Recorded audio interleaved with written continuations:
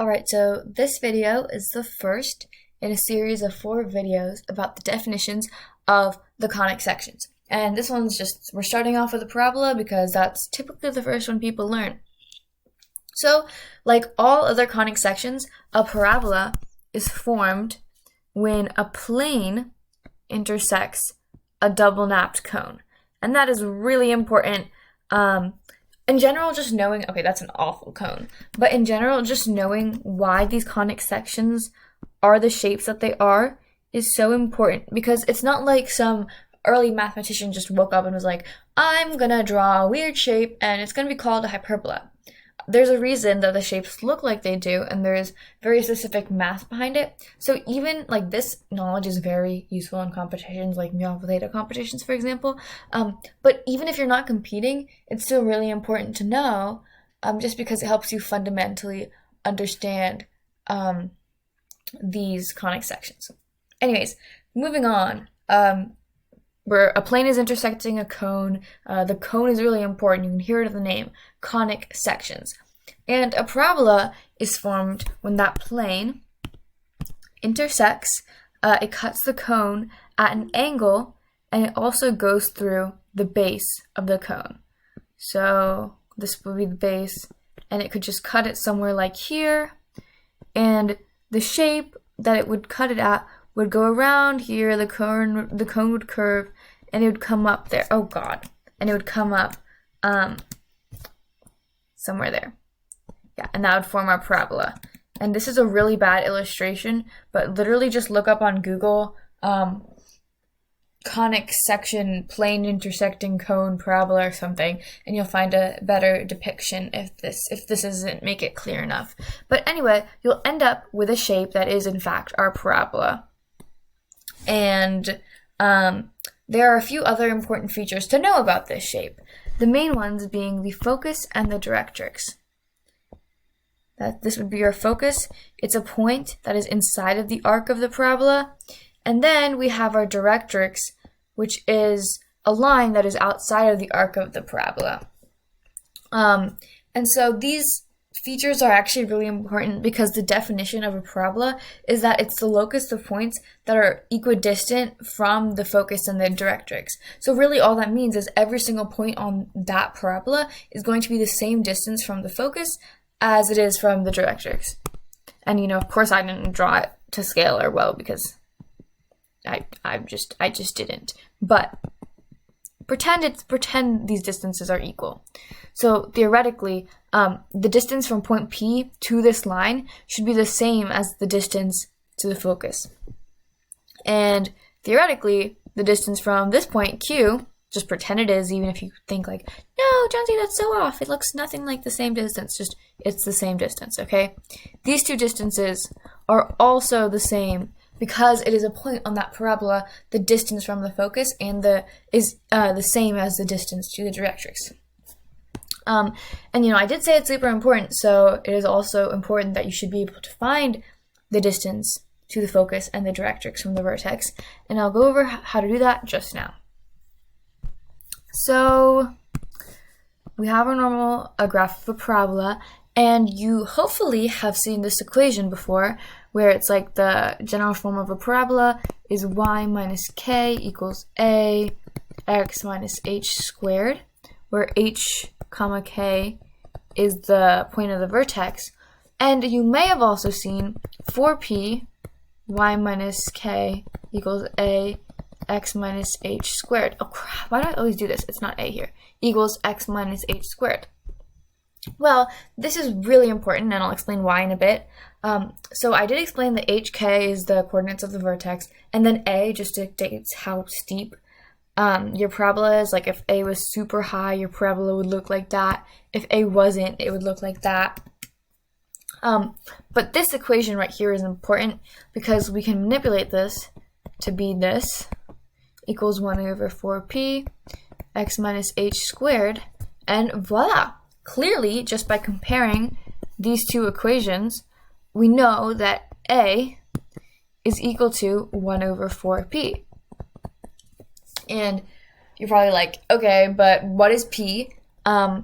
P is important because p is actually the distance from the vertex to the focus, and that means it's also the distance from the vertex to the directrix. So this distance right here is P. Let me do it in a different color. This is P, and then the distance from the directrix line is also P. Isn't that cool? And we can do a sample problem just so this makes a little bit more sense, hopefully. Also because this is a common question people ask on math tests. So let's say we have an equation of a graph, and it is x equals 1/2 y minus 2 squared plus 3. Well, the equations of the vertex, the coordinate of the vertex is 2, 3, right? Wrong. You have to be really careful. Maybe you don't have a problem with this, but I always have a problem where I look at a horizontal parabola and I recognize that it's horizontal because, this is a horizontal parabola. And then I still will write the coordinates of the vertex backwards. This 2, and you can also think of this as x minus 3 equals 1/2 y minus 2 squared. This 2 right here, that's the y coordinate of the vertex, and then this 3 is the x coordinate. So the coordinate of our vertex is actually going to be 2, 3, and since A is positive, the parabola is opening right. So this is going to be 2, 3. And remember that A equals 4p, and 1/2 is A. So 1/2 equals 4p, 1 over 4p. I said that wrong. And that means 2 equals 4p, and so p equals 1/2. All right, now that we know what p is, we can easily find the coordinate of the focus, which is what we were looking for originally, and the equation of the directrix. So for the focus, we know that the x-coordinate is just shifting by p to the right, and that's all that's happening. The y-coordinate isn't changing. So that becomes 2 plus 1/2, oh my goodness, I did it. This is exactly what I mean. Look, I wrote the coordinate wrong right after I told you not to do that. Moment of silence for John C. Anyway, we're moving the x-coordinate to 1/2 to the right. So 3 plus 1/2 is 7/2. 2. Because the y-coordinate doesn't change, and that's our focus, that's 7/2 too. And then for our directrix, it's the same thing, except it's a line, and it's going to be 1/2 to the left. And so we know this is a vertical line, so the equation is x equals something, and that something is 3 minus 1/2, which is 5/2. Now, would you look at that? We found the coordinate of our focus and the equation of our directrix. And another thing I think I should mention now that we're on this topic is that you may have heard of the term eccentricity before, and if not, that's okay. But eccentricity basically refers to how circular a conic section is. So if it has an eccentricity of 0, it's a perfect circle. And then as it gets further and further away from being a circle, the eccentricity increases. And for a parabola, the eccentricity is always 1. And that's because eccentricity is the ratio of the distance of a point to the focus and the distance from that same point to the directrix. So since we know, like we said earlier, the distance was the same, the ratio is just 1, and therefore the eccentricity of the parabola is always equal to 1. Some more facts that I thought were good to know. And finally, the last thing we're going to talk about is the lattice rectum of a parabola.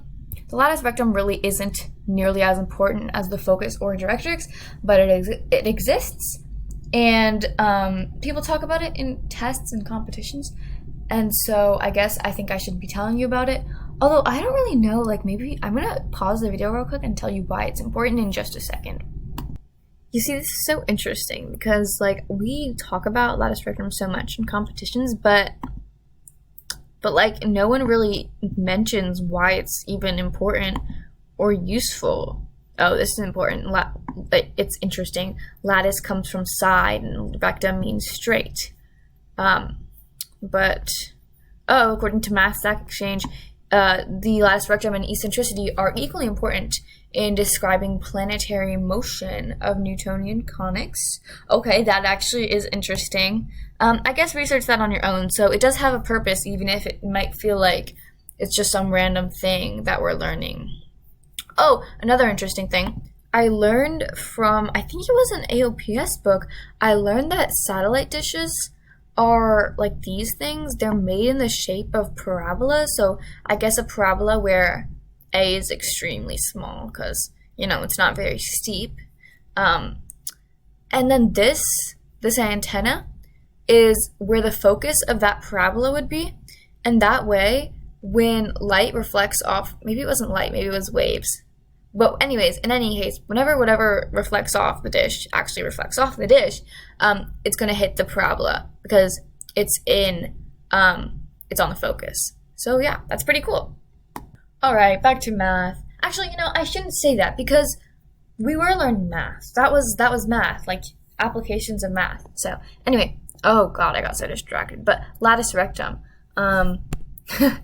So a latus rectum in any conic is a line a chord actually, technically I think it's called, that cuts through the focus and is perpendicular to the major axis. In this case, the parabola just has one axis, that's the main axis. But it's got to be perpendicular to it. It has to go through the focus, and it has to touch the conic at two spots. Like its endpoints have to touch the conic. There's the words I'm looking for.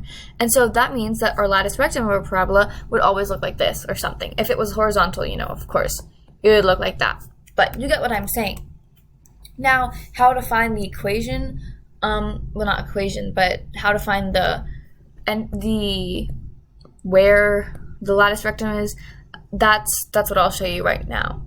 Of course, we know that the y-coordinate of any point on this latus rectum is going to just be whatever the vertex is plus p.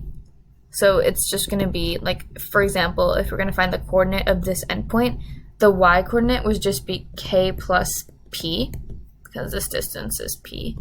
But for the x-coordinate, actually, that distance is 2p, which is convenient, I think. It's nice to remember. So it would be h plus 2p, and that means the length of the entire latus rectum is 4p.